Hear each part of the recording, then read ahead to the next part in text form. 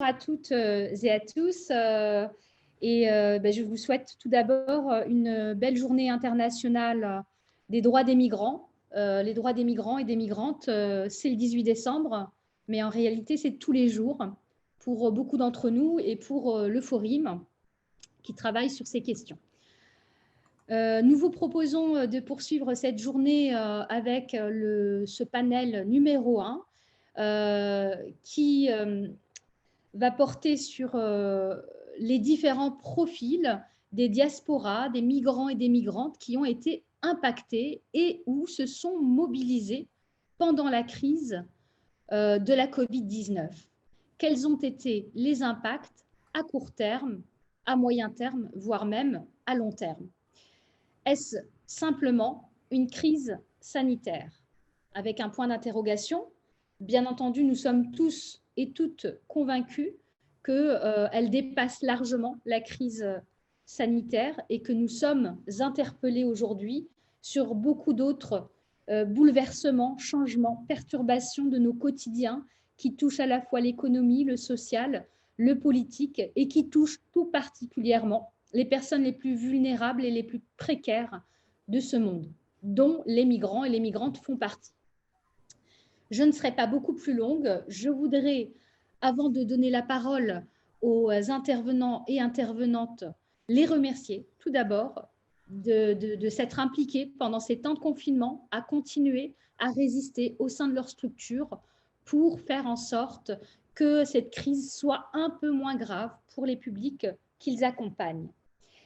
Je voudrais également remercier Tilat, qui a travaillé avec moi sur l'organisation de ce panel et qui m'accompagne aujourd'hui sur la partie technique. Je voudrais également remercier Paul, qui est également chargé de mission au Forum et qui nous accompagne aussi sur la partie questions. N'hésitez pas à poser vos questions sur le chat. Nous les relayerons au moment du débat. Je voudrais également remercier Kilema Omari, qui est vice-président de la PACOF, qui a la lourde tâche de travailler sur le rapport. Merci beaucoup de vous être proposé, Kilema Omari. Je souhaiterais enfin remercier mes intervenants, puisque ce ne sont que des femmes. Elida Kossani, Suzanne Belnoun, Souhed Chaoui, Amsa Adamou Anaroua et enfin Fernande Semedo. Je les présenterai plus longuement à chaque fois que je leur donnerai la parole et je vais commencer sans plus tarder par donner la parole. Alors, comment on va s'organiser, juste pour que vous sachiez quand même? Nous allons faire un premier tour de table où je vais vous questionner, mesdames, sur le travail que vous avez réalisé au sein de vos structures. Je vous laisserai 3-4 minutes pour répondre à chaque fois. Ensuite, j'essaierai de redonner la parole à chacune d'entre vous et on refera un second tour de table avec d'autres questions sur toujours le travail qui est votre fruit au quotidien, que ce soit ici ou là-bas, puisque vous l'avez bien entendu compris, le travail du Forum et des associations avec lesquelles nous travaillons ont cette spécificité d'avoir une action transnationale, à la fois dans une proximité proche qui est notre vie dans notre cité, en France, mais aussi dans les pays d'origine dans lesquels les migrants et les migrantes sont investis. Donc, parfois, je vous interrogerai aussi sur vos actions citoyennes dans vos pays d'origine. Donc, sans plus tarder, puis enfin, je vous donnerai la parole à vous, le public, qui nous écoutez, pour pouvoir échanger avec vous. Donc, voilà, un panel, on va essayer que ce soit très, très interactif pour que vous puissiez avoir toute la parole. Donc, d'abord, je voulais interroger Elida Kossani. Ah, pardon, juste avant de lancer ma première question à Elida, pour planter justement un petit peu le décor de ce panel, je voudrais juste rappeler que ce panel, il a aussi été organisé avec l'association ADEPT, donc qui est le Forum européen, on a tendance à l'appeler comme ça, African Europe Diaspora Development Platform. qui réunit un certain nombre de structures associatives en Europe et qui a donc travaillé avec nous pour l'organisation de ce panel et qui nous a proposé, parce qu'ils ne pouvaient être présents avec nous aujourd'hui pour intervenir dans ce panel, mais ils ont travaillé sur énormément d'outils, beaucoup d'articles et de vidéos qui ont été réalisés pendant le premier confinement et ils nous proposent d'en visionner une ou deux que nous avons sélectionnées, Tilat et moi-même, et notamment la campagne Covid-19 qui met en lumière des actions menées par la diaspora africaine en réponse à la Covid-19.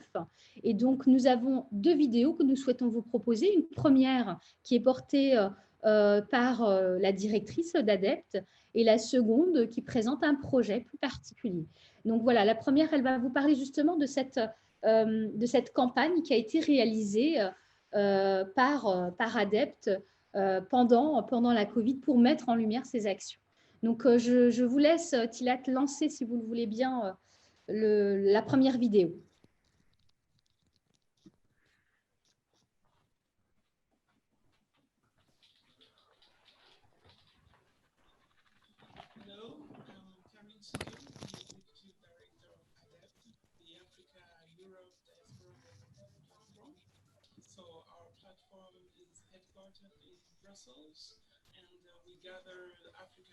Moi, il y a un problème de son, on n'entend rien.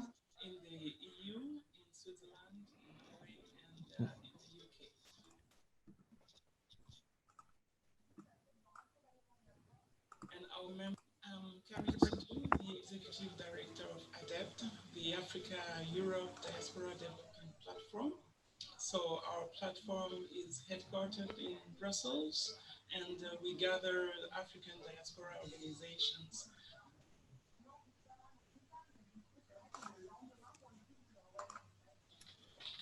Alors, on a un tout petit souci au niveau du son, donc on va peut-être...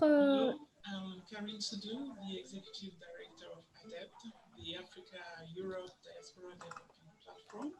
So our platform is headquartered in Brussels, and we gather African diaspora organizations based in the EU, in Switzerland, in Norway, and in the UK. And our members conduct development activities in Africa. While our main mission is to enhance the capacity and the impact of these organizations in Africa, we are also involved in policy and advocacy, but also in communication activities. And one of our main objectives is to help reshape the narrative about the African diaspora. So through the media campaign, African Diaspora Heroes Unmasked, we aim to showcase the key contribution of the African diaspora. So not only in Africa, but also in Europe. And I think that this media campaign is very enlightening, and I'm sure that you will appreciate it.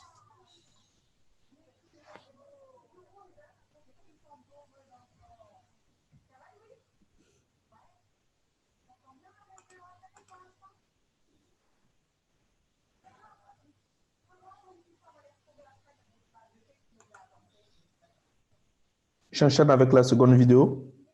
Peut-être qu'on peut lancer la seconde vidéo, tout à fait, hein, sans plus tarder, comme ça on les regarde toutes les deux. Elles nous servent aussi de... Bonjour, je m'appelle Marie-Pierre Niatani. Donc, je coordonne la plateforme Femmes Plurielles. Et Femmes Plurielles est une plateforme qui a été initiée en 2016, hein, suite à la sortie du livre Pluriel, Femmes de la diaspora africaine. Voilà, donc le projet hashtag Un masque pour tous est un projet qui a été initié par Awa Sensa, qui est la présidente des Lingeri. Et en ce qui concerne Femmes Plurielles, nous avons travaillé au Cameroun, en Zambie, en Guinée et en RDC, donc République démocratique du Congo. La Zambie, ça a été une coopérative de femmes. Nous leur avons promis dans une action post-Covid de pouvoir soutenir certaines de leurs actions, à savoir par exemple la mise à disposition de champs pour l'agriculture, parce que ces femmes veulent via l'agriculture devenir autonomes au Congo et au Cameroun. les deux communautés visées étaient des orphelinats, et à chaque fois d'une population de 100 à 150 individus. Et là, c'est plutôt par rapport à la protection de ces jeunes, à la protection des adultes qui travaillent avec eux, parce que nous fournissons les masques aussi bien aux jeunes qu'aux adultes qui travaillent avec eux, sachant que ces jeunes vont aussi à l'école, etc. Donc voilà, c'est tout un peu ensemble.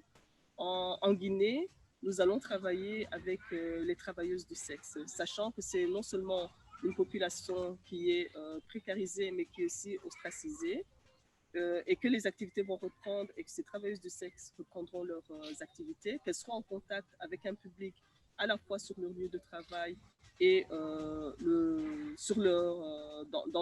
dans la sphère privée. Donc, nous disons que nous impactons aussi bien le public qui fait appel à leurs services que leur entourage immédiat.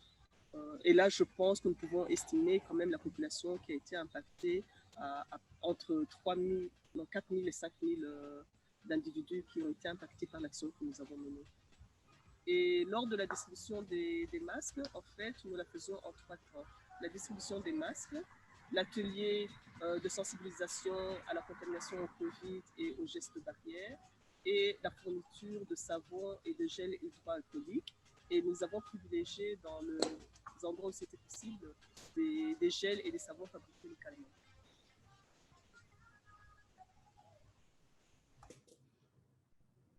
Très bien, merci beaucoup pour cette diffusion de ces 2 courtes vidéos, mais qui nous mettent déjà une mise en bouche de ce que vous allez pouvoir nous dire, mesdames, sur le travail au quotidien que vous avez pu mettre en place. On l'a vu, ADEPT a eu des actions à la fois très diverses, mais aussi très ciblées sur des publics très précis, que ce soit la mise en place de masques auprès des jeunes, auprès des femmes, mais aussi avec l'accompagnement qui a pu être fait au niveau des travailleuses du sexe. Donc, je sais que vous-même, que ce soit Elida, Suzanne, Suède, Amsa ou Fernande, vous avez eu chacune au sein de vos structures à accompagner des publics de manière assez précise et identifiée, avec des précarités parfois qui sont différentes. Et vous avez eu aussi à innover parfois sur la manière et les outils à créer pour travailler à cet accompagnement. Donc, comme je le disais tout à l'heure, je voulais commencer par vous, Elida Kossani. Vous êtes chargée de mission accès aux droits et inclusion sociale au sein du GRDR, Migration, Citoyenneté, Développement. Vous avez travaillé notamment sur les populations migrantes vieillissantes, et vous avez fait un énorme travail depuis bien longtemps.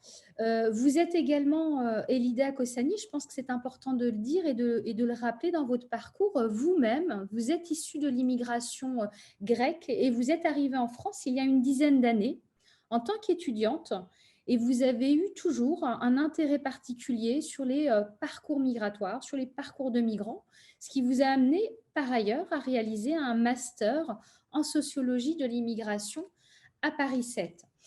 Depuis quelques mois, vous travaillez au sein du GRDR. Vous êtes accompagnée de votre collègue Dina Nfon-Priso. Merci à toutes les deux d'être parmi nous aujourd'hui. Dina, vous êtes médecin et vous pourrez intervenir à un moment si vous le souhaitez. Donc, Elida, la première question que j'ai envie de vous poser, parce que vous travaillez déjà depuis longtemps en réalité auprès de cette population précaire, précaires même avant la Covid-19, que sont les migrants vieillissants. Et vous avez, le GRDR a porté une tribune, une lettre qui s'est intitulée « Covid-19, il y a urgence dans les foyers de travailleurs migrants ». Quel a été finalement, pendant la Covid-19, qu'est-ce qui a été bouleversé par rapport au travail que vous faisiez déjà de plaidoyer? Comment vous vous êtes adapté à ces nouveaux besoins, à cette situation particulière? Donc, Elida, vous avez 3 à 4 minutes pour répondre à cette première question. Et merci encore d'être avec nous. Merci à vous, merci pour cette invitation-là, cette journée tellement importante. En effet, je vais essayer d'intervenir de manière brève. En fait, en effet, avec l'annonce des mesures de confinement pour faire face à la crise sanitaire au mois de mars dernier, nous avons été contraints, comme toutes les structures de proximité, de suspendre les activités habituelles, nos activités de terrain, comme les permanences d'accès au droit qu'on assure au sein des centres socioculturels à Paris, à Montreuil, ainsi que les actions collectives, actions d'information, de sensibilisation, qu'on organise avec comme objectif principal, vous l'avez dit aussi, de favoriser l'accès au droit et l'inclusion sociale des personnes âgées issues de l'immigration. Alors, des personnes qui vivent notamment au foyer de travailleurs migrants et en résidence sociale, mais également des personnes vivant dans le logement dit diffus. Voilà, on a eu effectivement nos activités ont été bouleversées, on a dû suspendre la manière avec laquelle on travaillait jusque-là, mais il nous a paru toutefois indispensable de maintenir le lien avec les seniors qu'on accompagnait, compte tenu du fait qu'il s'agit, comme vous l'avez précisé aussi, majoritairement des seniors très isolés en situation de grande précarité. Nous avons aussi décidé très rapidement de mettre en place une veille téléphonique sociale et sanitaire. On s'est donné au moins comme horizon, au moins jusqu'à la fin de cette période, de cette première période de confinement. À l'époque, on ne savait pas qu'il allait avoir en tout cas, on ne savait pas avec certitude qu'il allait avoir une deuxième vague. En tout cas, nous avons mené ce travail-là auprès d'à peu près 200 personnes vivant majoritairement en Seine-Saint-Denis, notamment à Montreuil, à Aubervilliers, Saint-Denis aussi, mais de manière plus générale en Île-de-France. Nous avons eu des situations, enfin des personnes qu'on a suivies un peu partout en Île-de-France, à Paris aussi. Voilà, les objectifs, si je pourrais venir un peu rapidement sur les objectifs de ce travail de veille socio-sanitaire ont été plutôt, si je pourrais les résumer en 4 axes, c'était les suivants. Relayer dans un premier temps des messages de prévention auprès des personnes les plus éloignées de ces informations-là et les plus éloignées de la prévention de manière plus large. Donc, des messages de prévention par rapport à la COVID-19. On l'a fait notamment dans plusieurs langues, pour que ça soit accessible à tout le monde. Notre deuxième objectif, c'était d'apporter une vigilance particulière aux situations d'isolement, de précarité, de rupture de droits et de ressources, d'assurer là où il fallait des accompagnements et des orientations à distance, donc de continuer en fait notre travail d'accompagnement dans le cadre des démarches administratives, mais cette fois-ci dans un contexte inédit d'accompagnement à distance. Donc voilà, notamment on a dû intervenir là où les démarches administratives étaient très urgentes. Peut-être on pourrait revenir sur ça plus tard. Et enfin, notre objectif, c'était aussi d'assurer une veille sanitaire. Et c'est dans ce cadre-là que notre médecin bénévole nous a énormément soutenus pour voilà, assurer cette veille sanitaire auprès des personnes éloignées souvent des soins, ayant une pathologie chronique, et aussi assurer cette veille-là auprès des personnes malades de la COVID-19. Voilà, effectivement, il s'agissait aussi des personnes qui, de toute façon, avaient des difficultés d'accès aux droits et aux soins, comme vous l'avez précisé, qui n'avaient pas forcément de suivi médical, ou même dans les situations où le suivi médical existait, ceci a été interrompu, suspendu, difficile à être maintenu. Donc, nous avons également construit une boîte à outils permettant de regrouper un certain nombre de services de santé et de proximité sur l'alimentation, sur les droits, sur même la mise en lien et le contact avec les personnes. On a en fait fait ce travail-là un peu de proximité, quels services restaient accessibles même en période de confinement. Et nous avons également répertorié quelques outils de sensibilisation aux gestes barrières dans diverses langues afin de lutter contre la propagation du virus. Donc voilà, nous avons relayé pour conclure ces outils-là auprès des seniors qu'on accompagnait via le téléphone, via les groupes dans les réseaux sociaux.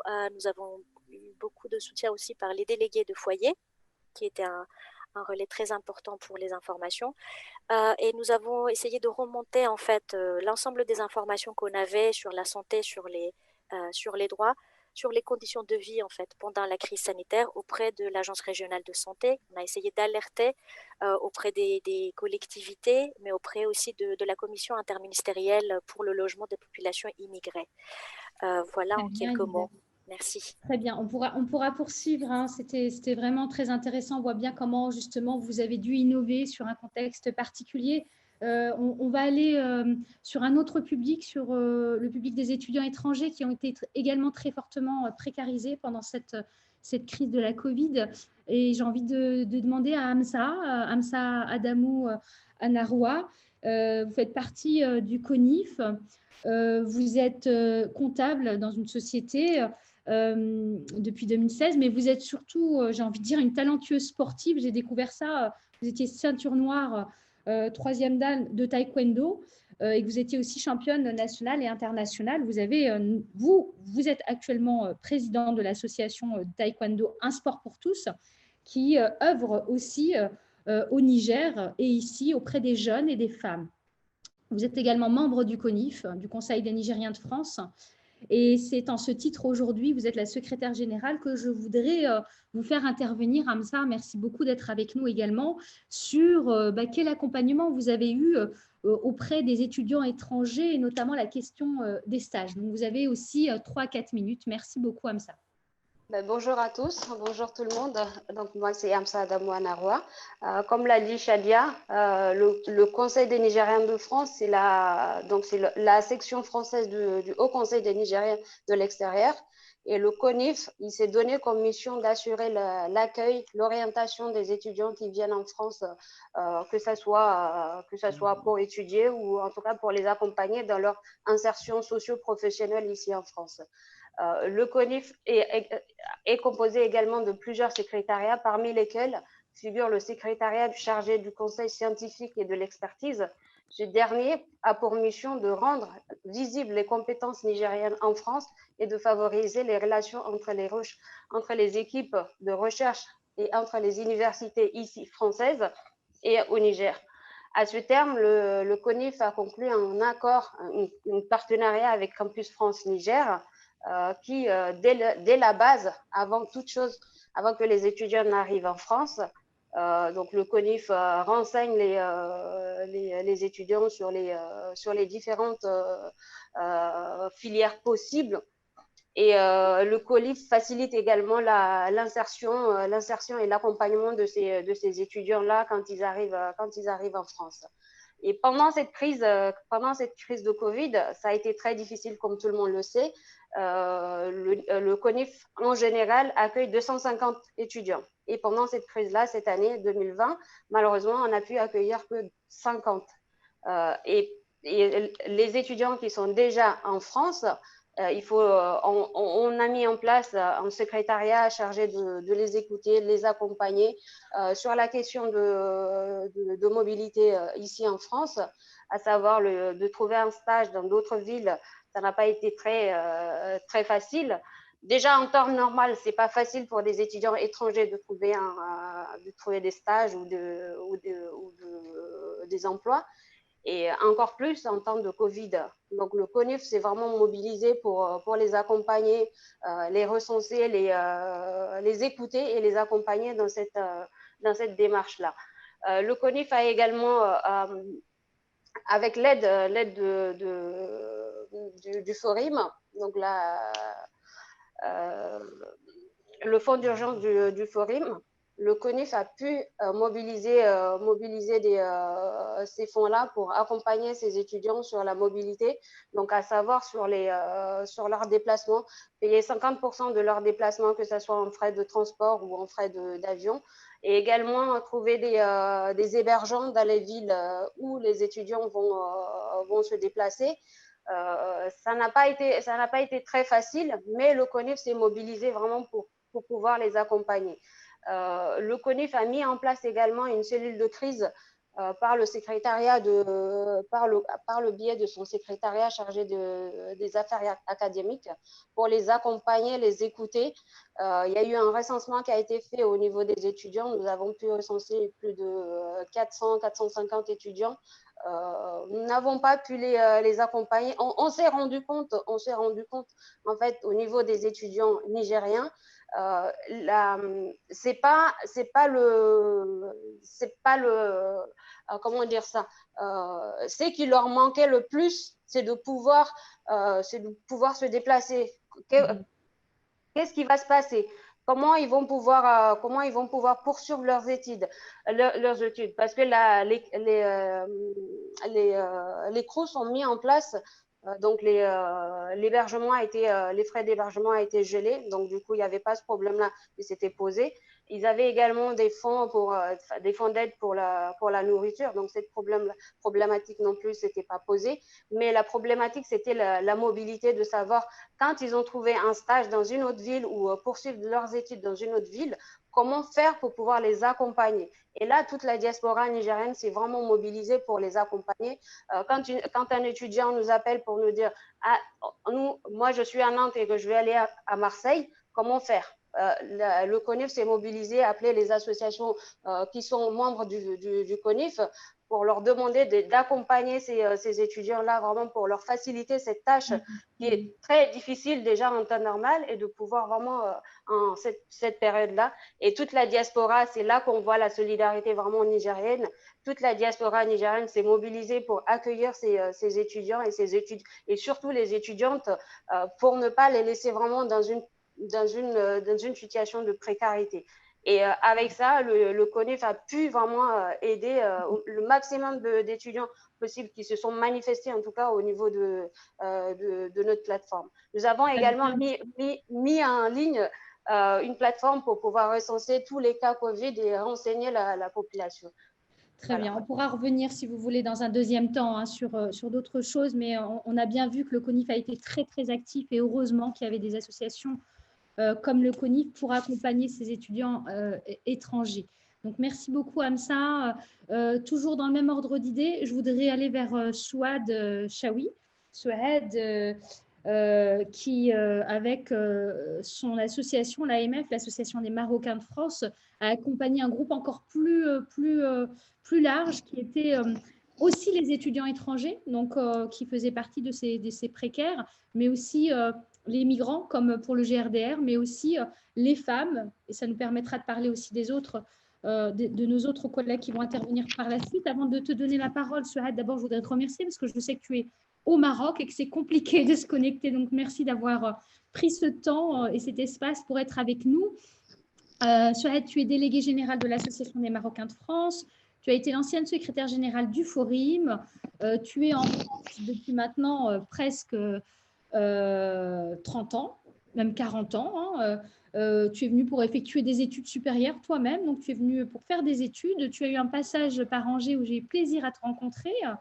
Et puis, surtout, ton engagement associatif et politique est encore toujours quotidien sur des problématiques de progrès social, d'émancipation de la jeunesse, des femmes, des migrants, des migrantes, des luttes contre les discriminations, le racisme, l'injustice sociale, les violences faites aux femmes, qui sont des réalités de ton quotidien et du quotidien de l'association que tu portes.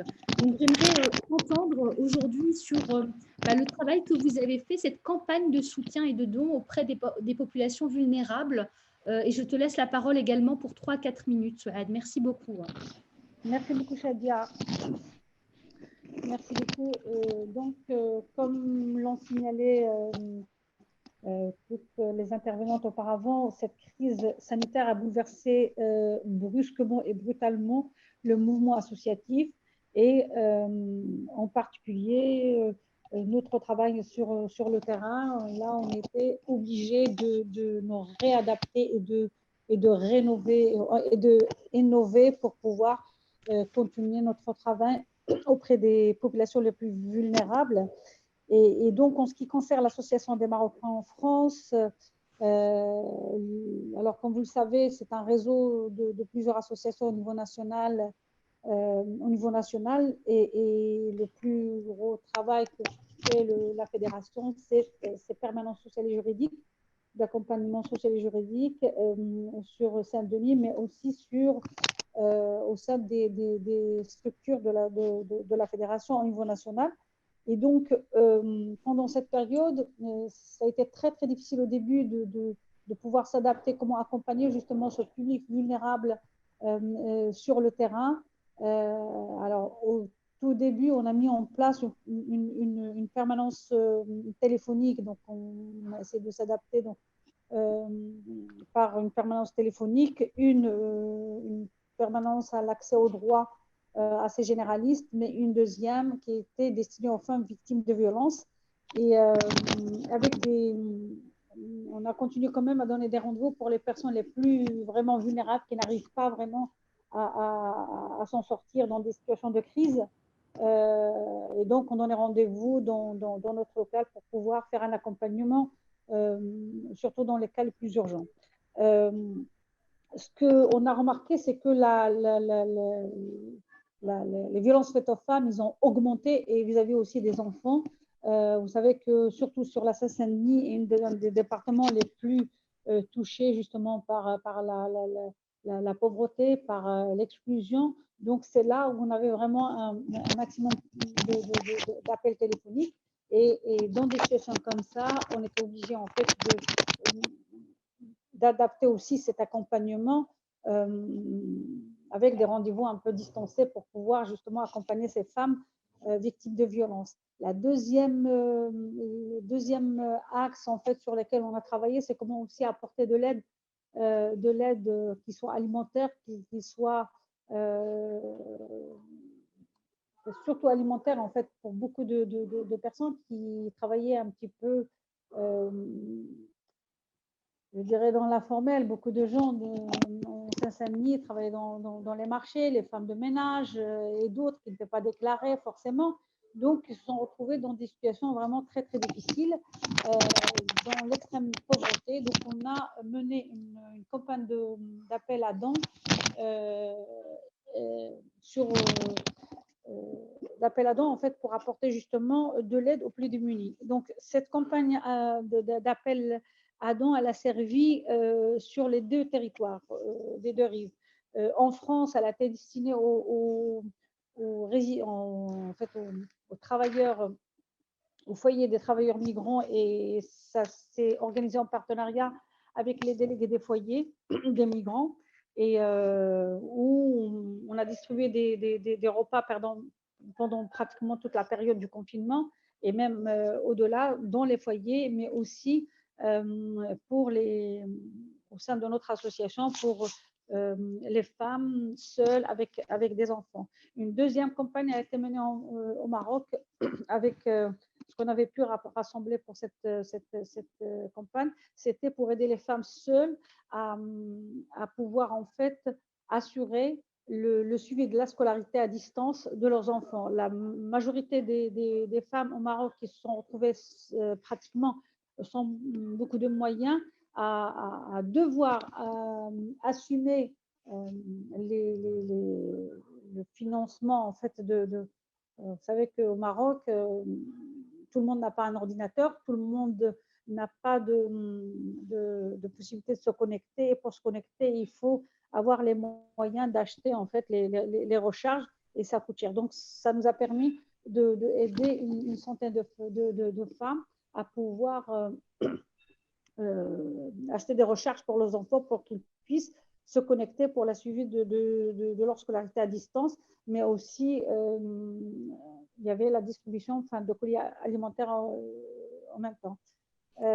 Suaad, tu peux peut-être conclure sur une idée phare si tu veux rajouter quelque chose. Alors, l'idée phare, voilà, après donc ce travail de terrain qui a été fait, nous avons organisé, là, il n'y a pas très longtemps, une conférence qui s'est intitulée Covid-19, lutte contre les violences et inégalités à l'égard des femmes, Alliance Euro-Méditerranée des femmes, qui a en fait regroupé des associations sur les deux rives de la Méditerranée, la Grèce, l'Italie, la France, le Maroc, la Tunisie et l'Algérie. Et donc, cette alliance se voulait en fait, avec le soutien du Forum bien sûr, et aussi du réseau Euromed, pour pouvoir justement prévoir une alliance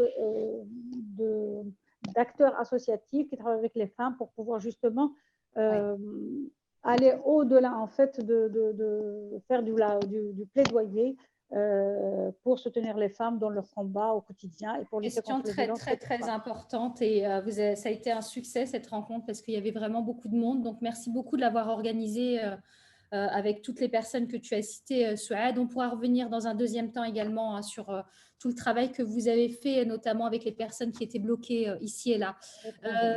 Pour continuer sur les femmes, j'avais envie de donner la parole cette fois-ci à Suzanne Bennoun, qui fait un travail depuis très longtemps aujourd'hui sur ce public des femmes entrepreneurs. Vous êtes présidente de l'OFAD, l'Organisation des femmes africaines et de la diaspora. Vous êtes présidente et fondatrice, une fédération qui réunit des femmes entrepreneurs, entrepreneuses, j'ai envie de dire, et responsables associatifs, avec tout un travail sur la question du dynamisme, de la promotion, de la visibilisation des femmes africaines et de leur action. Vous êtes présente sur 5 pays européens et vous êtes également dans beaucoup de réseaux. Je ne vais pas tous les citer, mais je vais en citer au moins un ou deux. Vous êtes vice-présidente de la Commission économique, numérique et développement durable de la Confédération des ONG de l'OIF. Vous êtes membre de l'ONU Femmes au Cameroun. Alors, je la cite celle-ci parce que je pense que vous allez en parler. Et puis, vous êtes aussi membre de ADEPT dont on a parlé tout à l'heure. Donc, je voudrais, Suzanne, que vous nous parliez à votre tour de tout le travail que vous avez fait auprès des femmes, des violences qui ont été signalées auprès de ces femmes, pas seulement des violences faites aux femmes, puisque ça en fait partie, mais il n'y a pas eu seulement que cela, hein, des difficultés sanitaires se sont conjuguées à des difficultés sociales et économiques et vous avez tout à fait innové pour travailler sur les liens que vous avez mis en place. Donc Suzanne, vous avez également 3 à 4 minutes dans un premier temps avant de revenir vers vous tout à l'heure. Merci Suzanne. Alors Suzanne, on ne vous entend pas, peut-être que le micro n'est pas activé. Voilà. Bon là? Oui, très bien, merci. OK. Merci beaucoup. Merci au Forum, où je suis membre aussi, de m'avoir intégré dans ce panel. Oui, les femmes africaines de la diaspora entrepreneurs ont subi aussi de plein fouet cette crise sanitaire. Et donc, comme toujours, il y a beaucoup de... On a connu des violences et on continue à les connaître. La violence n'est pas seulement conjugale ou familiale, mais elle est déjà sanitaire, elle est économique et aussi familiale. Au niveau de la violence économique, nous avons très vite pris conscience de ce qui nous attendait avec cette pandémie. Et dès le mois de mars, nous avons commencé les webinaires pour discuter ensemble de comment on pourrait s'organiser dans nos différentes activités pour éviter de mettre les clés sous le palasson. Donc, moi, j'étais bloquée au Cameroun et c'est là où on voit l'intérêt du numérique aujourd'hui parce que malgré mon éloignement à 6000 km, nous sommes restés en contact et on faisait ces webinaires, les apéros thématiques qu'organisait la secrétaire générale. Donc, ensemble, nous discutions et on trouvait des solutions des unes et des autres et chacune apportait ce qu'elle avait mis en place pour pouvoir s'en sortir et on alimentait. Et par contre, la violence familiale, on n'a pas vu venir. Et de plus en plus, nous avons commencé à recevoir ces interpellations. C'est vrai que pendant notre accompagnement, nous avons l'habitude, dans notre programme d'accompagnement, d'anticiper sur les difficultés familiales que peuvent entraîner la nouvelle activité d'une femme qui entreprend. Donc, là, on a le moyen d'anticiper, on lui donne les clés pour l'alerte. Mais les violences telles que cela est arrivé à toutes les femmes d'ailleurs, les femmes entrepreneurs, c'était quand même difficile. Vous souffrez parce que votre activité ne marche pas Et en plus de ça, le conjoint dans la maison ajoute sa petite touche. Ou du moins, la tension dans le foyer fait que on a du mal à s'accorder. Donc, nous, en tant qu'organisation qui fait partie de la plateforme de la Fondation des femmes, ici à Paris, d'ailleurs, où se trouvent nos locaux, cette fondation a mis en place une association des femmes avocates pour soutenir et accueillir gracieusement les femmes victimes de violences qui sont dans le réseau. Et depuis, nous n'avions jamais utilisé cette plateforme parce que quand les femmes nous apportaient les difficultés, on arrivait toujours à les sensibiliser, à leur donner les conseils pour pouvoir s'en sortir. Mais pour une fois, compte tenu du développement de ces violences, de la gravité même parfois de ces violences, nous avons été obligés de commencer à mettre les femmes en contact avec cette association qui fait un travail formidable. Donc, avec elle, nous avons pu soutenir certaines femmes, leur apporter des informations sur leurs droits, parce que même quand elles sont entrepreneurs, parfois elles ne savent pas.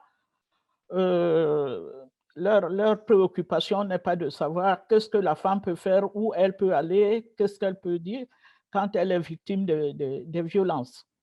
Donc, avec cette association, nous avons fait un travail formidable, ce qui a pu aider beaucoup de femmes. Et nous avons continué effectivement à trouver des solutions pour ces femmes-là, parce que parfois ces problèmes arrivent parce que la femme, son activité, elle continue et le mari est complètement immobilisé et parce que lui, il est salarié, il ne peut plus travailler, donc ça crée des conflits énormes. Et donc, on a eu aussi à discuter de ça pour amener les femmes à comment gérer aussi ce genre de conflit.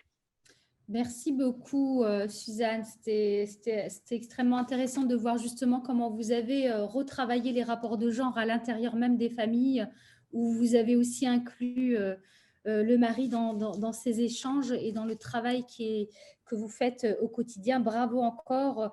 Vous aurez encore l'occasion de… Je veux quand même signaler que tout le monde n'est pas dans le même paquet parce qu'on a remarqué que les couples qui ont eu à discuter, à se préparer dans ce confinement, les choses se sont nettement mieux passées. Donc, quand il y a eu dialogue, c'est un appel que je fais aux couples de discuter pour préparer, pour s'entendre de comment gérer le confinement. Parce que la plupart des femmes qui ont pu s'en sortir dans ces conflits, dans cette période de confinement-là, c'est souvent des couples qui ont vraiment eu une discussion et donc ensemble, même dans l'entreprise de madame, monsieur a pu mettre sa main. Donc, c'est la leçon et les conclusions qu'on peut tirer de ça. Et c'est des conclusions tout à fait importantes, vous avez bien fait de le relever. Ça me permet tout de suite d'aller vers Fernande Semedo sur aussi tout le travail de lien, de réseau qui fait écho à ce que vous venez de dire, Suzanne, autour de la solitude, du confinement avec des femmes, mais aussi avec d'autres publics. Fernande, vous êtes présidente de la Fédération des associations capverdiennes de France. Vous êtes arrivée jeune en France, vous aviez 7 ans. Non, pardon. Oui, vous aviez 7 ans, tout à fait. Vous êtes ce qu'on appelle une héritière de l'immigration, de la 2e génération des Capverdiens établis en France. Et avant d'arriver en région parisienne, vous étiez dans le sud de la France. Et vous êtes arrivé en France aujourd'hui, vous êtes entrepreneur dans le bâtiment, vous êtes également cadre d'une assurance dans dans un grand groupe français, mais vous êtes surtout, et c'est ça qui nous intéresse aujourd'hui, activiste social, très engagé. Et depuis juillet 2020, vous présidez cette fédération des associations capverdiennes, qui est une association qui va, je l'espère, très prochainement rejoindre le Forum. Donc la question que je vous posais tout à l'heure, c'est justement comment vous, en tant que fédération d'associations, vous avez travaillé à mieux accompagner ces personnes vulnérables pendant la Covid-19 et notamment la question de la solitude, du confinement, comment vous avez recréé du lien entre tout ça.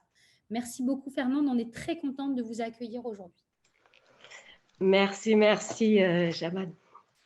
Avant de prendre la parole pour vous dire tout cela, excusez-moi, mais j'ai la voix qui part à cause de l'asthme. Je voulais remercier le Forum pour cet événement qui met en lumière tout le travail qui a été fait par les associations et surtout à destination des migrants. C'est très important parce que cette crise est arrivée et elle a touché mondialement tous les pays, tous les peuples, et personne n'était préparé. Je vous remercie aussi, vous, Swad, je remercie Tilab, et effectivement, la Fédération des associations capverdiennes de France est en phase d'intégrer le Forum. Je remercie mes collègues panélistes qui sont là, qui ont tous des parcours très intéressants et des personnes très actives pour justement la solidarité. En ce qui concerne la fédération, le Covid, on peut dire que ça a été bénéfique parce que ça a permis une solidarité, un dynamisme et les gens se sont rassemblés. Elles se sont rassemblées parce qu'au départ, le Cap-Vert n'a pas été touché tout de suite. Ce qui fait que les gens ont mené des actions individuellement. Quand on a vu l'ampleur de cette pandémie, les associations se sont regroupées et comme la fédération était là, ça a permis de donner une nouvelle dynamisme et ça a permis cette solidarité. Et ce qui a été mis en place, c'est que individuellement, chaque association a mis soit une cagnotte en place, soit c'est des individus qui ont mis des cagnottes en place aussi pour travailler et répondre aux besoins de la population au Cap-Vert qui est en situation précaire. Parce que quand il y a eu le confinement ou fermeture des frontières, ça a été très difficile parce que les personnes, la majorité des personnes n'avaient pas un travail, on va dire, comme ici où il y a eu le chômage partiel. C'est des personnes qui ont leur profession, c'est des commerçants ambulants, c'est des pêcheurs. Ils sont payés au jour le jour ou à la commission. Dès l'instant où tout a été arrêté, le confinement, ils ne pouvaient plus subvenir à leurs besoins. L'État a mis en place la distribution de paniers basiques, de première nécessité. Mais comme on sait, tout le monde ne peut pas en bénéficier, les associations ont mis en place des cagnottes en relation déjà avec leurs partenaires qu'ils avaient déjà au Cap-Vert, d'autres associations ou des individus pour justement aller au plus loin des villages où les personnes, les familles n'avaient pas bénéficié de cet accompagnement et notamment de ces paniers de première nécessité. Ici aussi, il y a eu des actions qui ont été menées pour justement créer ce lien. Il y a aussi au niveau des étudiants, ça a été très difficile, comme l'a souligné Suzanne ou d'autres intervenantes. En Afrique, ce n'est pas évident d'étudier parce que tout le monde n'a pas la possibilité d'avoir un ordinateur ou avoir une connexion Internet. Et nous avons une de nos associations qui à une structure qui accueille les jeunes mamans ou les jeunes filles en phase de devenir maman. Ça a été très difficile. Et donc, cette association-là, qui est membre de notre association, j'en parlerai plus tard, de chaque association, les actions qu'ils ont menées, ils ont fait en sorte de pouvoir contribuer, ne serait-ce qu'au niveau alimentaire. C'était très difficile parce que c'était vraiment, du jour au lendemain, ils ont été coupés de tout et les ressources qu'ils avaient ne leur permettaient pas de continuer à survivre. C'était vraiment cela. Ce qui se passe au niveau de nous, les Capverdiens, comme on est je ne sais pas, j'ai dépassé le temps ou ça va? Oui, vous avez dépassé, Fernande, mais peut-être vous pouvez conclure. Je ne vais pas vous couper comme ça. Peut-être vous pouvez juste conclure et puis de toute façon, on refait un tour. D'accord. Ce que je peux dire de nos actions, c'est que ça nous a permis, c'est la solidarité, c'est le dynamisme qui s'est créé autour de cette pandémie que tout le monde a été touché. Et ça, c'est quelque chose qui nous a démontré que quand on se serre les coudes, qu'on se donne la main, on est capable de relever les défis. Très bien. Merci beaucoup, Fernande. Effectivement, il nous reste 35 minutes. Ce que je vous propose, c'est que pour ne pas perdre de temps et pour laisser un peu de temps au débat, c'est quand même de refaire un dernier tour de table, mais je vous laisse 1 minute chacune, si vous le voulez bien, pour me sortir vraiment la dernière idée sur laquelle vous avez envie de communiquer quand même aujourd'hui. Je redonnerai bien la parole à Elida Kossani du GRDR, peut-être sur l'accès aux soins et l'accès aux droits, Elida. Oui. 1 minute. Oui, tout à fait. Merci beaucoup. Effectivement, on a été confronté à des situations d'urgence sanitaire et sociale dans un contexte d'accompagnement inédit. Et effectivement, cette situation-là a mis en lumière un cumul de difficultés d'accès aux droits et aux soins. Pour illustrer ça très rapidement, on a eu des situations de rupture de ressources, de rupture totale de ressources au moment du passage à la retraite des personnes qui avaient des droits aux allocations chômage, par exemple, mais qui, en ayant atteint l'âge du taux plein pour la retraite, n'avaient plus le droit aux allocations chômage, même si ce qui était dit de manière générale, c'est qu'il y allait avoir un maintien exceptionnel des droits. Ce n'était pas le cas pour les seniors qui avaient atteint l'âge du taux plein. Du coup, par exemple, je vous donne l'exemple d'un monsieur qui a fait ses démarches pour la retraite au mois de février. Fin février, il n'avait plus de droit aux allocations chômage et il s'est retrouvé en rupture de ressources jusqu'au mois d'octobre, où on a pu reprendre avec monsieur juste après le confinement ses démarches. Nous avons entre-temps essayé de maintenir exceptionnellement ses droits. Pôle emploi, ce n'était pas possible. Enfin voilà, juste pour montrer effectivement l'ampleur de ces difficultés. Et à côté de ça, différents exemples en fait au niveau des démarches, que je ne vais peut-être pas rentrer dans les détails maintenant, mais s'il y a des questions, volontiers d'y répondre. Et de l'autre côté, un petit exemple aussi des difficultés en fait dans l'accès aux soins des personnes vivant en foyer de travailleurs migrants, des personnes qui n'avaient pas de médecin traitant, qui avaient des symptômes. La règle, c'était de s'isoler, mais ceci n'était pas possible au sein d'un foyer. Comment faire? Il n'y en a pas eu non plus de prise en charge, comme par exemple en maison de retraite.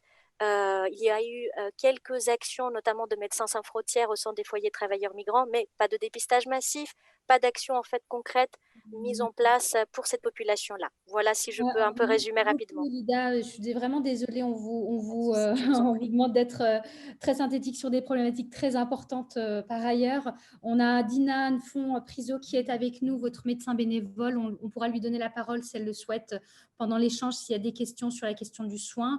Je m'adresse maintenant à Amsa sur une dernière intervention avant le débat sur la partie confinement, fermeture des frontières et le retour au pays en fin de formation des étudiants étrangers. Vous avez 1 minute également, Amsa.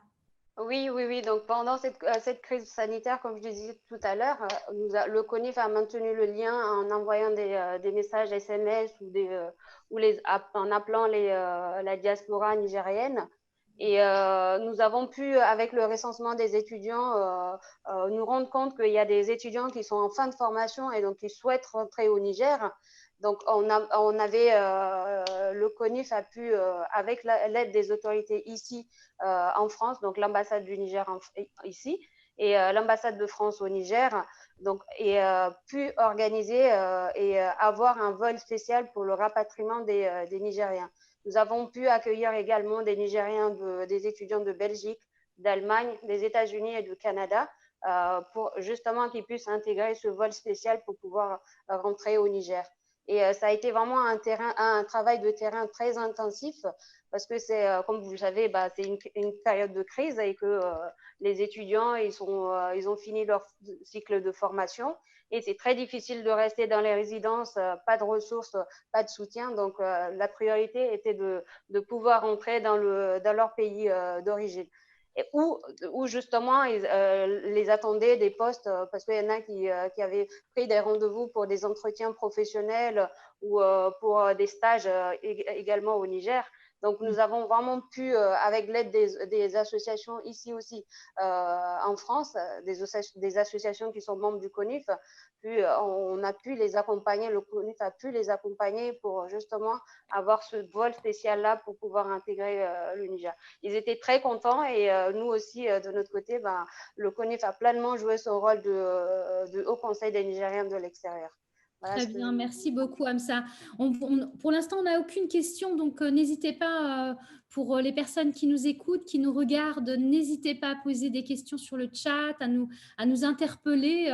Moi, j'aurai plein de questions à vous poser, donc si on a du temps et que je vois qu'il n'y a aucune question, on pourra continuer à débattre et je vous redonnerai la parole parce que je me sens aussi frustrée de vous la restreindre autant, donc on pourra toujours revenir sur des choses qui ont été dites un peu trop rapidement à mon sens. Donc, je voudrais donner la parole à Souhaid sur, justement, Amsa, vous venez de nous dire comment vous avez accompagné ces étudiants à repartir chez eux. Je sais, Souhaid, au sein de l'AMF, que vous avez également travaillé sur une campagne de plaidoyer, mais aussi de manière plus pragmatique sur l'accompagnement de tous ces Marocains et Marocaines qui étaient bloqués à l'étranger, qui ne pouvaient pas rentrer chez eux. Est-ce que vous pourriez, en 2 minutes, nous dire comment vous avez travaillé sur cet accompagnement, Souhaid?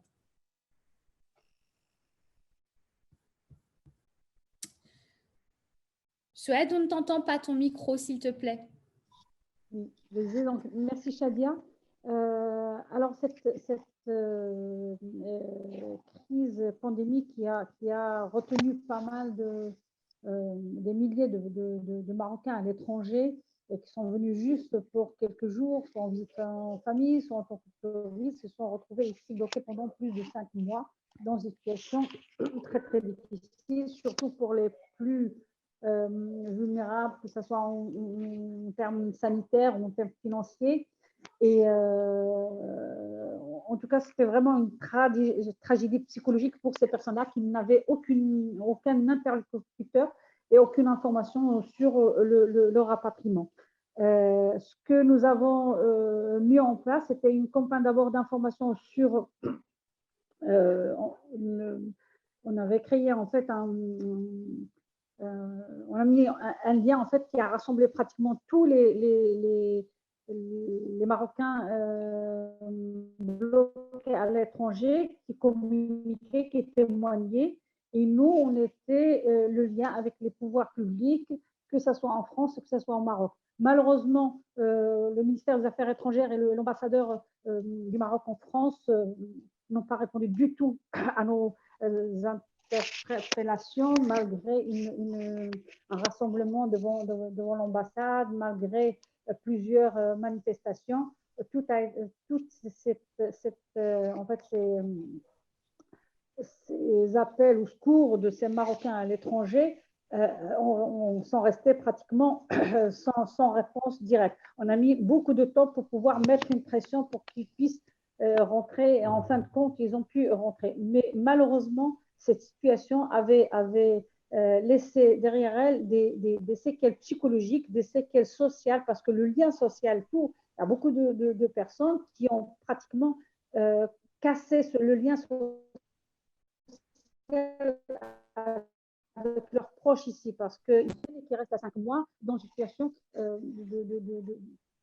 quasi absente d'une prise en charge. Ça veut dire que la personne, elle doit se prendre en charge et la personne qui l'héberge doit le prendre en charge. Donc, c'était vraiment des épreuves très, très difficiles.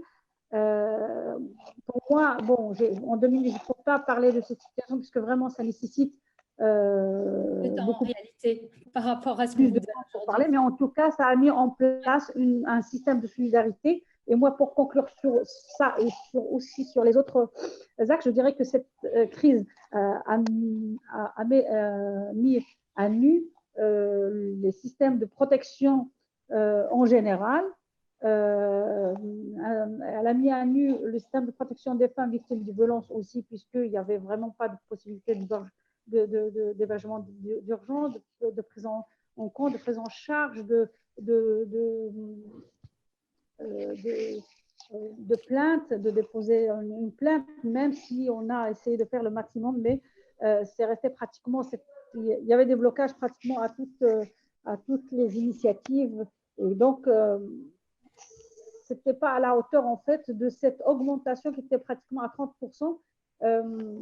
Les violences faites aux femmes, ils ont augmenté de 30%. Mais malgré cela, on n'avait déjà pas de possibilité de résoudre et de répondre positivement aux appels de secours des femmes des victimes de violences. Ça s'est compliqué encore plus pendant cette pandémie. Mais la chose qui était positive, c'est cette solidarité qui a été créée entre les associations, entre les habitants, entre les citoyens, pour pouvoir apporter de l'aide aux plus démunis. Merci beaucoup de l'avoir rappelé, de l'importance de cette solidarité pendant cette crise. On voit bien tout le travail qui est fait par vos associations, par les diasporas, à quel point elles sont précieuses et importantes.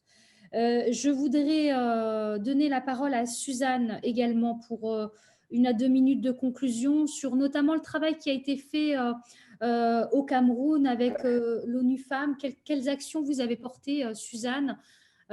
Pourriez-vous nous en parler un peu rapidement, mais nous en parler quand même? Okay. Déjà, je voudrais attirer l'attention de tout le monde sur un certain type de migrants qui a été complètement oublié pendant cette crise. Ce sont les migrants qui ont été bloqués dans leur pays d'origine, qui partis ne pouvaient plus rentrer. Nous avons été, moi principalement, j'en faisais partie, donc ni le pays d'origine ni le pays d'accueil, on était livrés à nous-mêmes. Et j'ai vu des situations dramatiques qu'on a été obligé de former justement là aussi un groupe. Des situations dramatiques parce que des gens partis pour 1 semaine, pour 2 semaines, pour 1 mois, qui se sont retrouvés à rester pendant des mois, et parfois des malades qui sont venus avec des traitements dont le traitement était fini et ne pouvaient pas s'approvisionner. Il fallait trouver des solutions. Les mères de famille qui ont fait le voyage pour quelques jours avec les enfants, les bébés, il fallait trouver des solutions.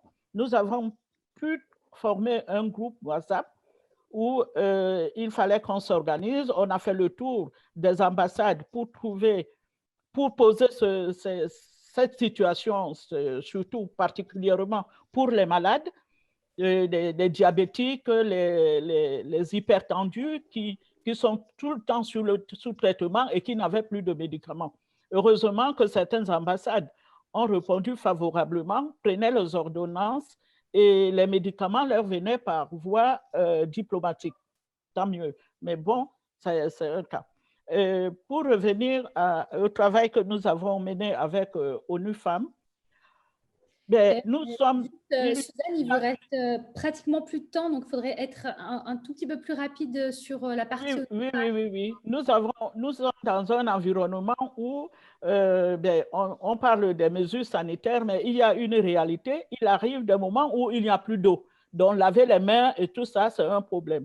Et donc, avec ONU Femmes, il y a eu cette formation de la fabrication du gel, former les femmes à fabriquer le gel hydroalcoolique, de former leurs masques, de créer leurs masques, de créer les visières Et les groupes qui étaient formés devaient aller former des femmes dans les quartiers. Parce que même s'il y a des masques et des visières et le gel qui sont vendus, ce n'est pas à la portée de tout le monde. Bien Donc, sûr. ça a permis à ce que même la ménagère du quartier pouvait faire le gel pour sa famille, surtout que là, il y a les rentrées scolaires avec les enfants et sans eau. Ça a beaucoup participé pour avoir le nécessaire pour les mesures barrières. Très bien. Et donc, c'est ce que nous avons essayé de ramener ici pour repiquer aussi dans les quartiers difficiles. Ça, c'est extrêmement intéressant de voir justement comment un projet qui a permis de lutter contre des inégalités de genre, notamment avec le gel qui a été fabriqué sur place et a pu ensuite être ramené jusqu'en France et redistribué dans les quartiers populaires. Merci beaucoup pour ce projet et cette expérience que vous partagez avec nous, Suzanne. Je voudrais enfin laisser la parole à Fernande, mais avant de lui laisser la parole, je vous propose de regarder une vidéo parce qu'en plus, on est interpellé en direct par le président du Forum, Mackenzie Tout-Puissant, mais il n'a pas dû être là au début puisqu'on a déjà diffusé 2 belles vidéos de Adeptes et on va pouvoir en diffuser une autre à l'instant qui va rappeler les projets réalisés par la Fédération des associations capverdiennes de France en France, mais aussi là-bas. Donc, merci beaucoup, Amsa, pour la proposition de cette vidéo. Puis, on vous laissera 1 minute ensuite pour la commenter et conclure aussi. On la lance.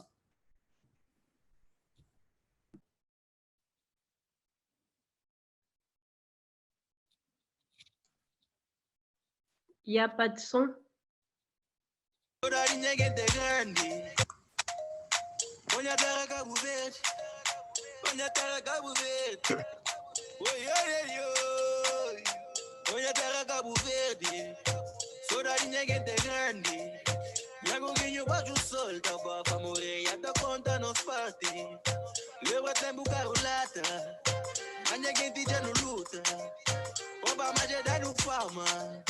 Cabo Verde já muda, já não tem no Subarão. Espanhol e ele da Almeida, Renato Sanches lá na Portugal. Tita Bob living lá na Globo. Minha sabio na morte, minha sangue em cada toca, minha terra em cada vendo. Não, não, não, nem se for segundo. Cabo Verde, fica dormindo a cantar. Tu coragem fichado. À cause des mesures pour combattre le Covid-19 et en particulier à cause du confinement, certaines familles capverdiennes ne peuvent plus se nourrir. Aclides, avec ses équipes locales présentes sur plusieurs îles, apporte des colis repas aux familles les plus vulnérables. Il y a urgence vitale. Je suis Nati Eden et je soutiens Aclides. Donner pour aider. Nos juntamos. Tous ensemble pour le Cabo Verde.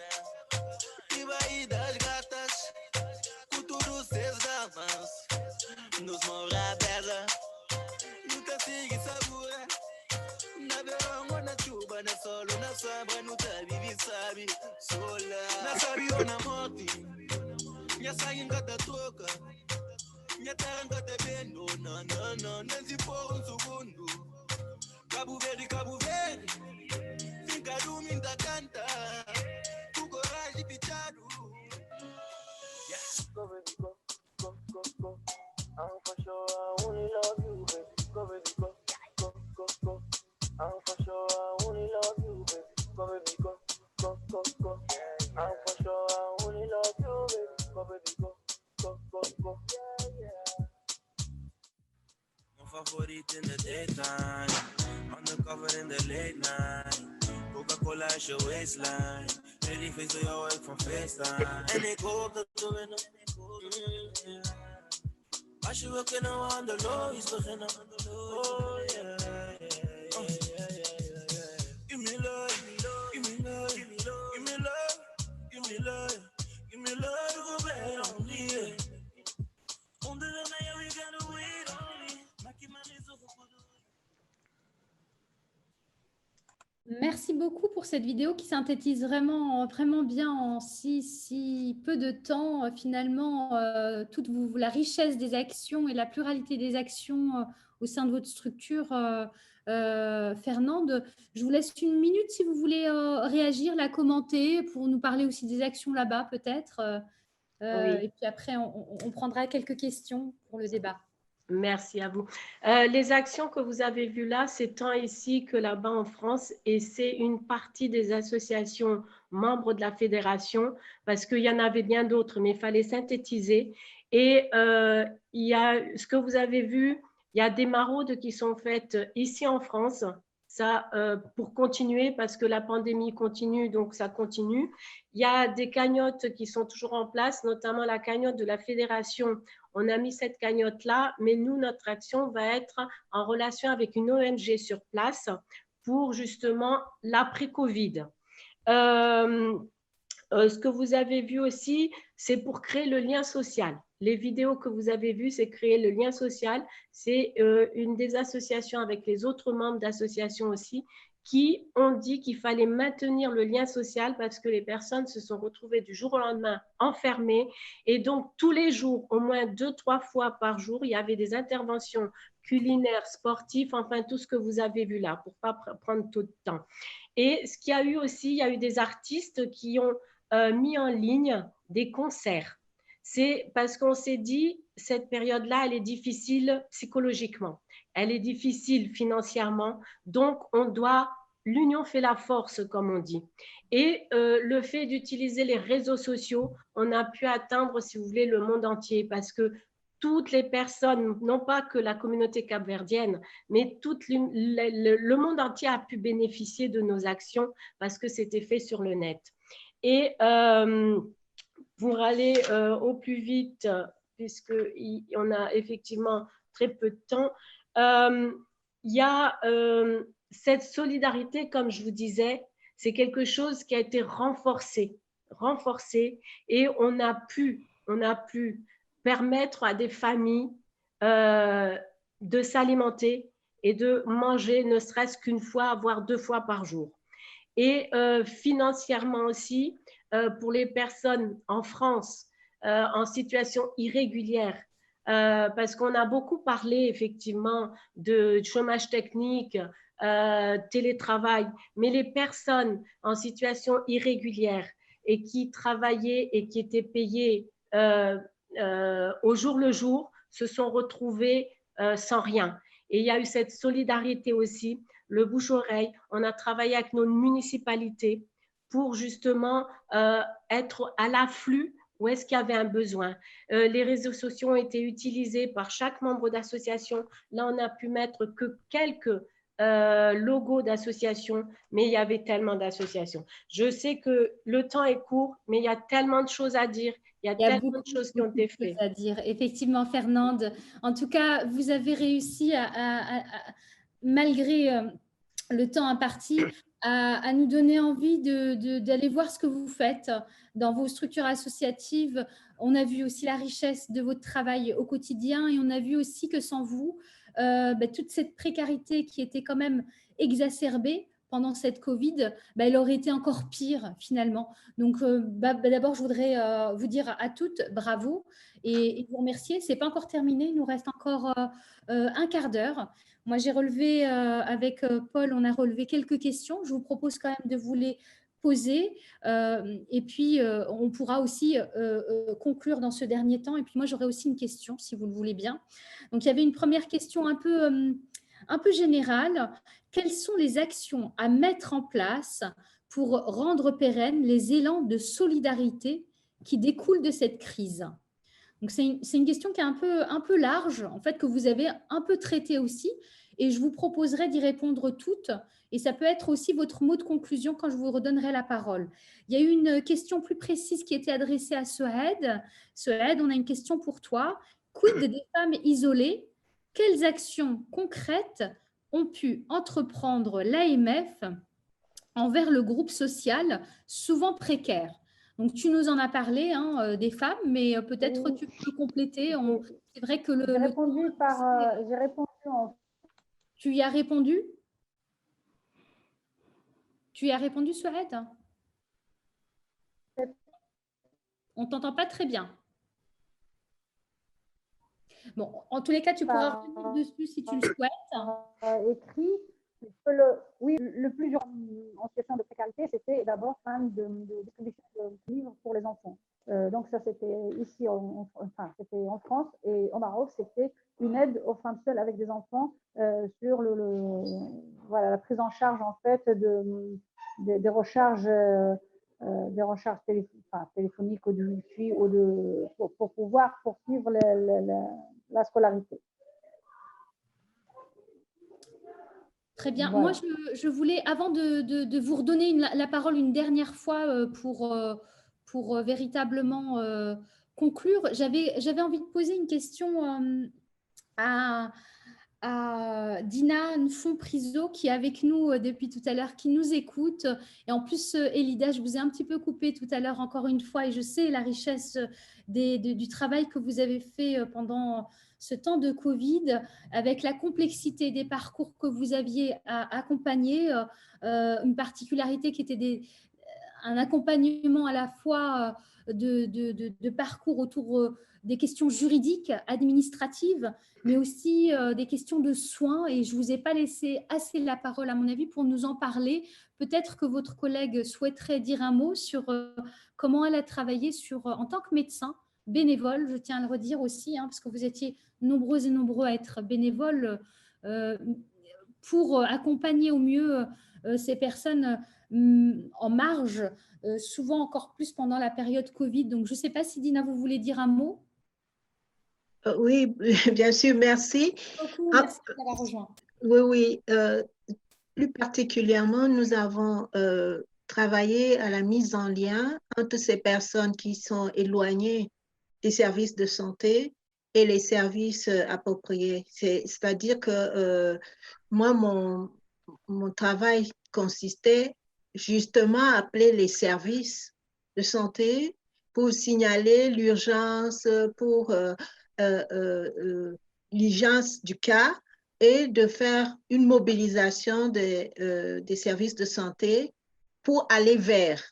Dans ça, c'était cette première étape. Ça veut dire que, par exemple, le médecin coordonnateur du 115 a pu dépêcher un médecin pour aller faire une consultation dans un foyer, faire consulter le patient parce que le patient n'était pas en mesure de se déplacer pour aller vers un centre de santé.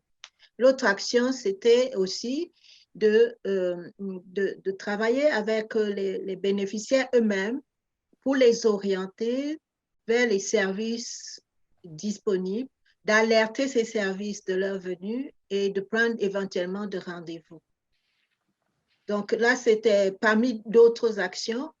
Là, aussi, s'assurer qu'au sein des familles, par exemple, quand il y avait un cas de la COVID, que la personne et les membres de la famille comprennent bien que la personne devait être isolée dans une pièce et qu'on serve, par exemple, les repas devant sa porte et qu'il n'y ait pas du tout de contact. Donc, c'était des longues discussions pour comprendre, en fait, ce que ça voulait dire être en quarantaine à l'intérieur de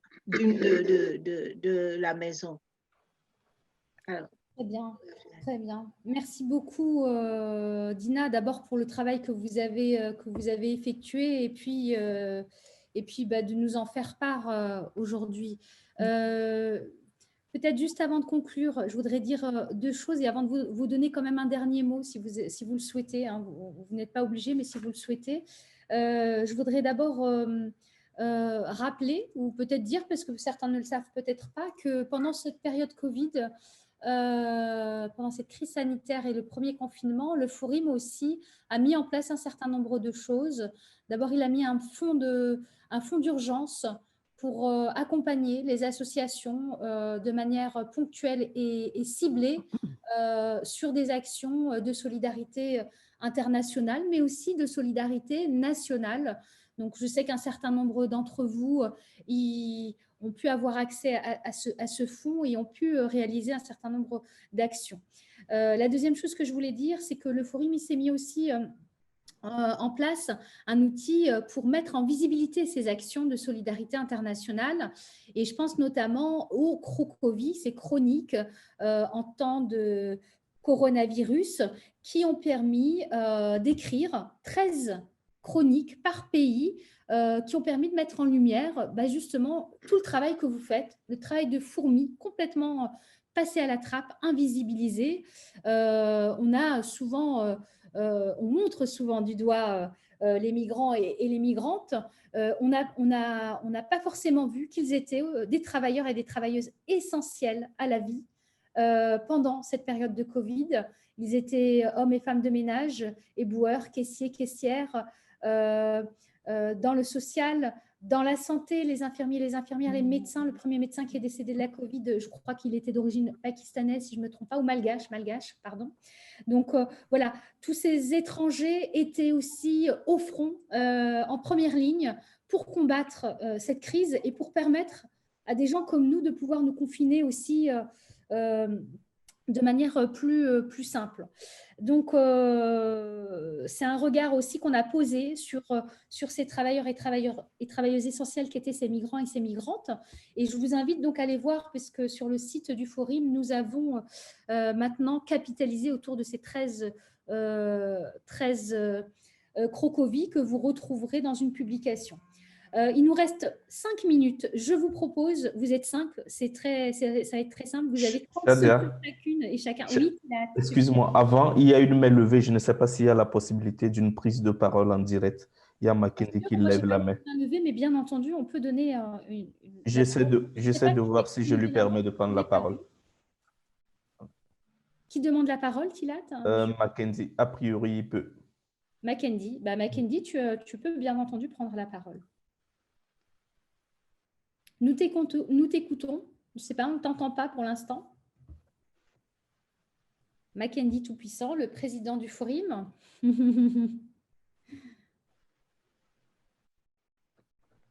Tilat, je reviens vers toi. Je ne sais pas comment ça se passe, mais on ne l'entend pas pour l'instant. Je lui ai passé la parole. Je ne sais pas comment ça se passe par la suite. Alors, il vient de dire. Il dit que c'est une erreur. Ah, ok, d'accord. Très bien. Donc, il n'y a pas de prise de parole. Merci beaucoup. Donc, je vous propose, vous avez 30 secondes chacune. Il y a eu une question un peu transversale, en fait, à toutes et tous qui a été posée tout à l'heure. Quelles sont les actions à mettre en place pour rendre pérennes les élans de solidarité qui découlent de cette crise? C'est un peu large, peut-être, mais moi, je vous propose tout simplement d'avoir un petit mot de conclusion de quelques secondes, juste pour vous donner une dernière fois la parole et pour me permettre de vous remercier pour terminer dans les temps. Donc, pour reprendre l'ordre des choses, je propose à Elida de nous dire un dernier mot. Oui, alors pérenniser les actions de solidarité, pérenniser les actions de toute façon, je pense, de prévention, de promotion et de la santé, de l'accès aux droits en fait, des personnes âgées issues de l'immigration. Je pense que c'est important de proposer des actions au sein des foyers à destination de ces publics ou même dans les lieux neutres, mais en tout cas vraiment ciblées, proposer des actions ciblées sur l'information, déjà, je pense que commencer par l'information sur les droits des personnes et sur les structures en fait environnantes, sur les ressources environnantes, c'est, je pense, une des actions les plus importantes. Voilà. Très bien. Il est 53, on a 2 minutes. Donc, vraiment, je vous dis un mot chacune. Vraiment, vraiment, vraiment. Donc, comme ça, un mot, une phrase. Oui, nous, de notre côté, ce qu'on continue à faire, c'est vraiment continuer le recensement de ces étudiants pour se renseigner sur leur situation au fur et à mesure. Et nous tenons à remercier le Forum également pour le fonds d'aide d'urgence qui nous a permis d'accompagner les étudiants sur la mobilité, également de porter des actions pour les migrants qui sont ici et les familles monoparentales. Merci à tout le monde. Merci beaucoup, Amsa. Souhaed, est-ce que tu veux dire un dernier mot?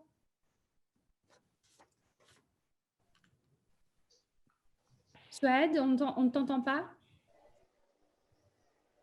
Oui, je disais que moi, j'insisterai surtout sur la solidarité interassociative pour pouvoir faire face à cette situation pandémique. Et la deuxième chose, je pense que c'est l'information, elle est très, très importante. Recenser en fait le besoin, mais aussi permettre au public le plus démuni d'avoir accès à l'information sur les dispositifs, sur les possibilités d'aide et sur l'évolution aussi de cette pandémie et comment se protéger. Merci beaucoup, Souad. Suzanne, un dernier mot? Oui, mais nous, pour la pérennité, on a vu l'importance du partage de l'information. Et donc, nous avons pensé à mettre en place ce qu'on a appelé la tontine des idées, où chacune viendrait avec son idée originale, soit déposer, soit voir pour pouvoir s'en inspirer et améliorer sa structure. Voilà. Merci beaucoup, Suzanne, pour cette des tontines. Fernand, un dernier mot? Oui, Souad, je te redonnerai la parole. Juste oui, Shadia? Oui. Oui, est-ce que j'ai la possibilité d'avoir une petite vidéo qui fait 30 secondes ou moins d'une minute? On n'a plus le temps, on doit terminer, il est 55, on doit terminer à 55 et il ne reste plus que Fernand et on doit vraiment passer la... Parce que je l'ai cherchée, je viens de la trouver. Désolée, pour les violences faites aux femmes. D'accord. En tous les cas, soit tu nous transmettras la vidéo, on va mettre ça dans les ressources, les gens pourront aller regarder. Ce que j'allais dire, je pense qu'on a une plateforme de débat participatif. C'est comme nous avions la visière là que les femmes ont confectionné et que vous avez déjà. Très bien. Je donne juste la parole à Fernande et puis on s'arrêtera là. Pour moi, le mot, c'est solidarité, union. Et pour cela, notre cagnotte qu'on met en place, on a fait appel à une ONG pour justement que les gens ne soient plus aidés, mais qu'ils se préparent, qu'ils aient une logistique en cas de crise pour qu'ils puissent réagir. C'est ça. Voilà. Merci beaucoup d'avoir été aussi concise. Merci à vous toutes. Vraiment, j'étais vraiment très, très contente d'animer ce panel qui était extrêmement riche. Vous avez toutes des expériences inspirantes qui montrent à quel point, effectivement, cette précarité était exacerbée, mais que la solidarité, elle était, grâce à vous, renforcée. Merci encore. Et je vous propose de continuer à suivre cette journée internationale des migrants. Il est 15h57, il nous reste 3 minutes pour aller sur la suite de la journée. Merci encore à toutes et à tous. Merci à Tilat, à Paul, au Forum et à toutes les personnes qui ont organisé cette gym. Je pense particulièrement à Pierre Angela. Merci encore.